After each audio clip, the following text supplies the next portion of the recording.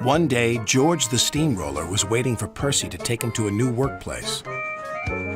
George was being rude to Rheneas and Skarloey. "You're just worn-out wheels on worn-out rails." "You need rocks for your roads," replied Skarloey, "and we're helping you." "I need to flatten little engines in the scrapyards," retorted George. Then Percy arrived to take George away.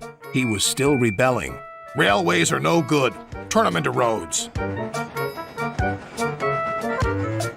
The little engines were pleased to see him go.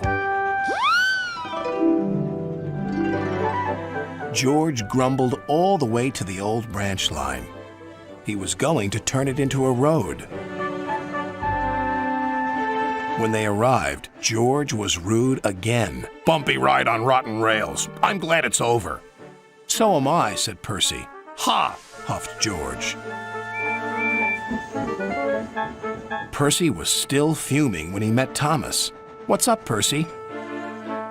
"It's George. He makes me feel down." "Just ignore him," puffed Thomas.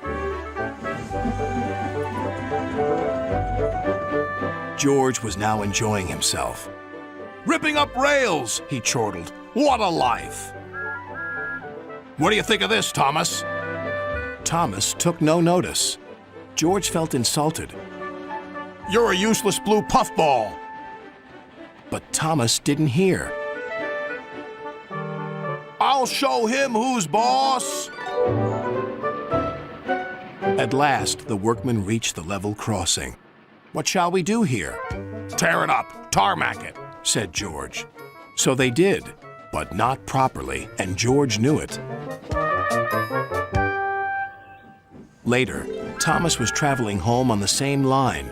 He was pulling freight cars filled with vegetables. The signalman had forgotten to warn his driver about the crossing. "That's nice. We don't need to stop," said Thomas happily. "Yes, we do," called his driver. But it was too late.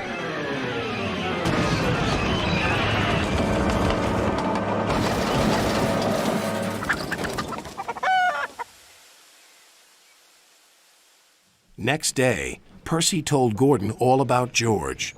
"Huh!" snorted Gordon. "You're just a small engine. That's why he's rude to you. He wouldn't dare cause me any trouble." George had been taken to some yards to work.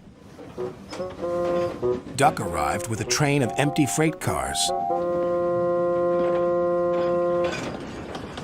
George was blocking his way, and a car was stuck on the main line. "Let me through," demanded Duck. "You'll just have to wait," replied George. "There's no time to wait. I must clear my freight cars from the main line to let Gordon through." "Then he'll have to wait too," said George. Duck's driver went to complain to the station master, but the signalman had set the signal to allow Gordon to speed through. His passengers were singing his praises, and he was making express time. "I'm the greatest! Just watch me fly by!" He whistled long and loud as he approached the station.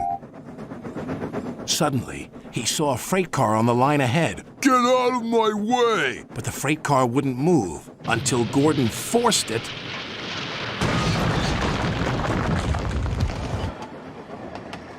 by accident. Gordon was worried that Sir Topham Hatt would be cross. He was, but not with Gordon. "Whoever caused this disturbance will have me to answer to." And he did, a few days later.